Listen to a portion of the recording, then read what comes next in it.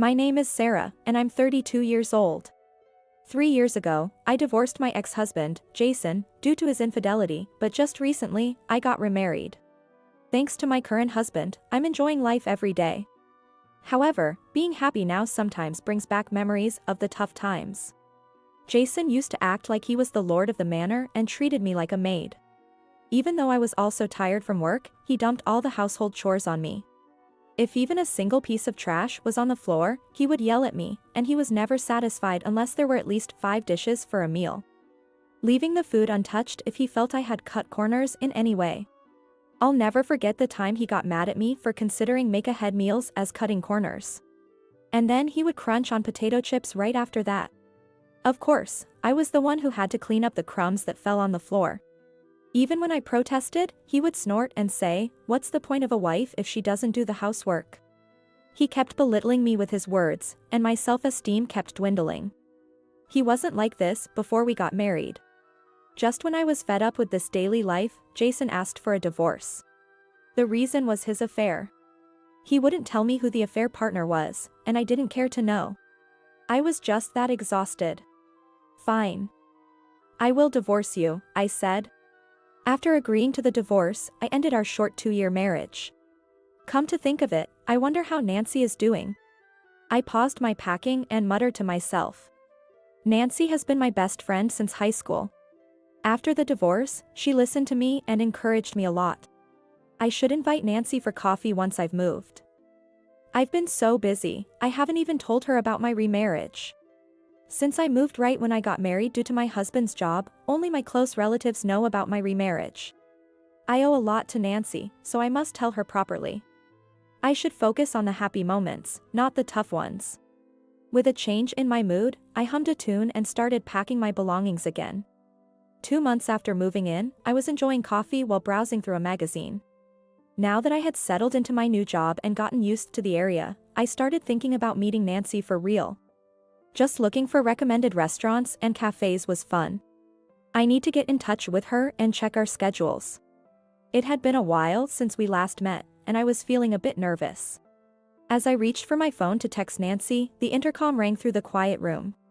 Since I had just moved in and didn't know many people, I thought it might be a solicitor, but when I checked, it was a police officer standing there. Could there have been some incident? I wondered, but I answered the door. "A man has reported several instances of stalking by you. Do you know anything about this?" I was at a loss for words at such an unexpected inquiry. Apparently, the man had been receiving letters almost daily, filled with declarations of love and other harassment suggesting romantic intentions. I told them there must be a mistake, as I had just moved to the area, but the complainant had specifically named me, forcing them to verify the claim. I asked who the complainant was, but the officer apologetically responded, "I'm sorry. We're just here to verify due to the repeated complaints. We can't disclose the complainant's name yet." I was puzzled by the statement, but I understood that the police officers were just doing their job. I reassured myself with that thought. After all, since I had done nothing wrong, I just needed to stay confident. In the end, they were convinced that I had just moved in and said, "If we find out anything, we'll come back to report to you." With those words, the police officer left. Afterwards, I dove onto my bed in the bedroom. I kicked my legs in the air and buried my face in the pillow, groaning. The eerie fact that someone had specifically named me brought an indescribable discomfort all over. Why? How come? It's scary, I pondered, and before I knew it, the day was starting to fade. I was thinking of contacting Nancy, but now I'm not in the mood for it anymore. Sighing deeply, I forced my heavy body up to clean the laundry. I was lost in thought about what had happened the day before. After the police left, I talked to my husband when he got home, and he reassured me that it must be some mistake. That helped me regain some energy, but as soon as my husband went to work and I was alone, the gloomy feelings crept back in. That's when it happened. There was a call on my phone from an unregistered number. I could have ignored it, but a bad feeling made me answer the call. "Sarah, long time no talk." I gasped at the familiar voice. It was my ex-husband, Jason. Hearing my silence, Jason sneered. "So, you still haven't admitted to stalking me?" "I'm disappointed in the police. I told them to pin you down properly. Those words instantly made me realize that the incident from yesterday was Jason's doing. You're the one who made that bizarre report to the police, I accused. To my question, Jason simply said a yes, and continued with a baseless claim, you moved here because you still have feelings for me, right? Everyone around me is shocked. His usual overconfidence was infuriating, especially knowing he was probably smirking over the phone. And from his words, it seemed he was spreading rumors that I was stalking him. Me, stalking Jason? That's a joke. The painful memories of the past resurfaced, and I struggled to remain calm as anger rose within me. It's been 3 years since we divorced, what are you talking about? Besides, I'm remarried. Jason just laughed, as if my firm statement was a lie. If the police can't handle this, we'll have to settle it directly, he said, proposing a meeting to discuss. The location was a diner. Fine. I have nothing to hide, after all. Angry, I decided to respond to the summons and headed to the diner. Looking back, I regret acting so hastily. When I arrived at the diner, Jason was waiting at the entrance. He was wearing a suit that even I could tell was expensive, a change from the past.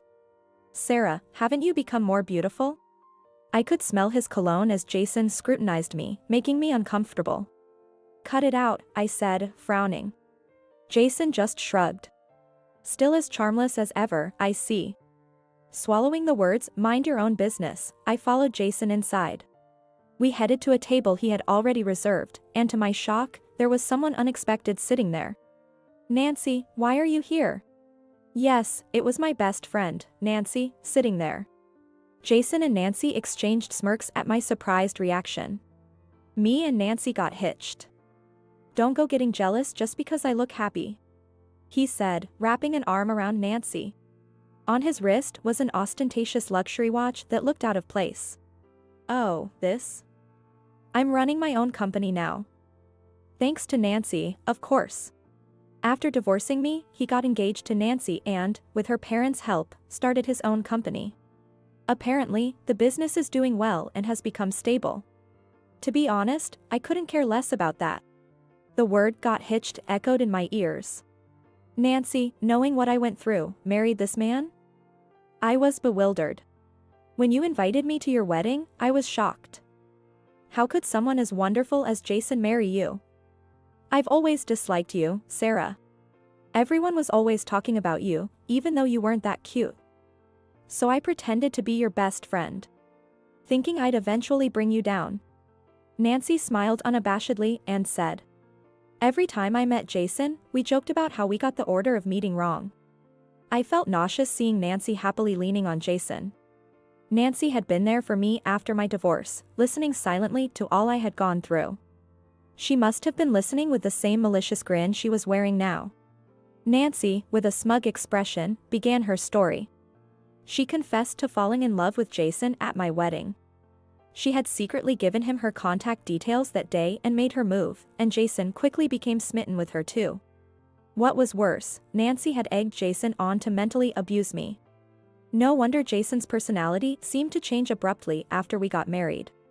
I was oblivious to the fact that they had been enjoying my suffering all along. Nancy boasted, since you wouldn't give up, eventually it took about 2 years to get Jason. As if tired from all the talking, Nancy sipped her orange juice through a straw. It was too shocked to say a word to Nancy. Now, to the main point, can you stop following Jason around? I was surprised to see you the other day. But moving here just to stalk Jason after 3 years of divorce is creepy. Unlike you, we're enjoying a happy and loving marriage. So just give up already. From Nancy's tone, it seemed she had already guessed that I moved to this area after she saw me.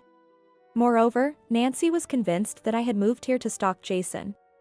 At this point, whether they believed me or not didn't matter. My mind was elsewhere. I was struggling not to lash out at them in anger. I'm not stalking anyone, and I have no interest in such a man, I stated firmly and stood up from my seat.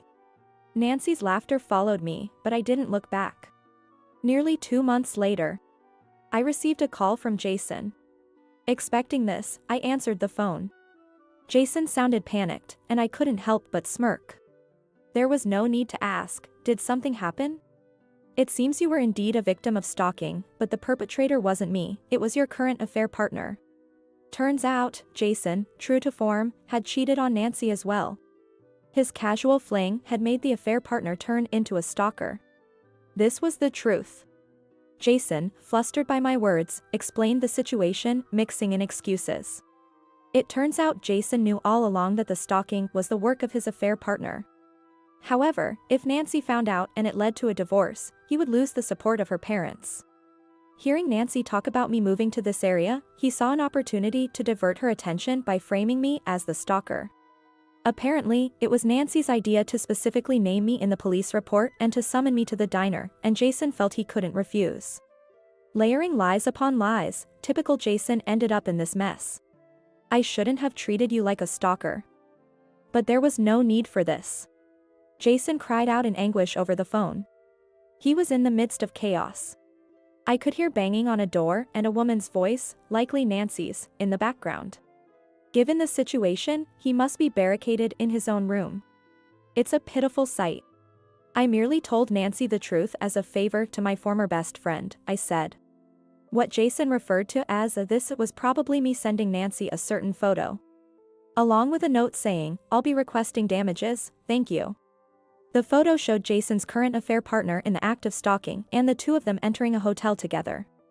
I was surprised you'd go to a hotel while being harassed, I said, incredulously. Jason responded, I had no choice. She threatened to go directly to Nancy and demand a divorce if I didn't meet her. The reason I had such photos at hand was all thanks to my husband. My current husband actually works as a detective. He had just opened his own office, and we moved to this area for that reason. But who would have thought his first case would involve my ex-husband? It's a complicated and somewhat guilty feeling. Within a month, my husband found the real stalker of Jason and also secured evidence of his affair. I couldn't be more grateful. Oh, by the way, I'll be suing you and Nancy for damages, I informed Jason. He let out a dumbfounded, what? You knew who the perpetrator was, yet you falsely reported me to the police for stalking? And then you spread that rumor around, how malicious. I pointed out. No. Jason struggled to find words, as I seized the moment to press further. Just when I thought I could finally forget our marriage. You've reopened old wounds. You will definitely pay for this. After hearing his pathetic sobbing, a loud commotion and a woman's angry shout came through the phone. It seemed Nancy had broken down the door to enter the room. I could faintly hear her accusing him of whispering to someone, and then the voice on the phone switched to Nancy's. It appeared she had snatched the phone from him. Who are you, some stalker woman? She demanded. No, it's Sarah, I corrected. Upon realizing he was talking to me, Nancy's tone didn't calm down as one might expect. Instead, she continued to rant emotionally. It seemed she was furious about the damages demanded by me. Why should I pay damages now of all times? She fumed. I relayed to Nancy exactly what the lawyer, recommended by my husband, had taught me.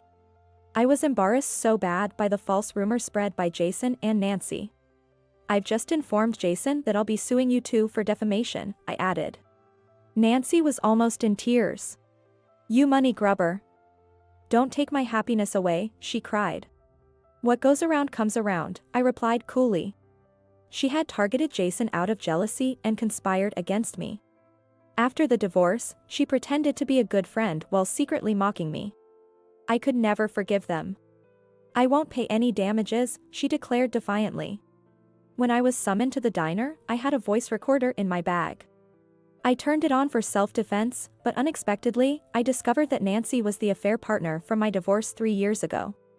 I had recorded everything, and even this phone call was being recorded. Regardless of what you say, you'll face the consequences of your actions, I stated firmly. If necessary, I would use these recordings as evidence to make Nancy and Jason pay. I included the lawyer's business card with the photos I sent you. Please communicate through him from now on. Without listening to Nancy's rebuttal, I hung up the phone. With the click of the call ending, I felt like I had finally closed the chapter on my divorce from 3 years ago. Thanks to the lawyer introduced by my husband, I managed to get nearly the desired amount of damages from Jason and Nancy. Nancy was disowned by her family after the damages issue came to light, and a stalker confronted Jason's company, exposing the affair. Consequently, Jason lost his social standing and the support of Nancy's parents. Even now, it seems Jason and Nancy are having a tough time dealing with the affair partner turned stalker. My husband consoled me, "You've had a rough start since we moved.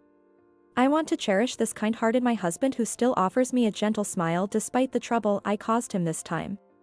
I look forward to enjoying the peaceful times that have finally arrived, together with him."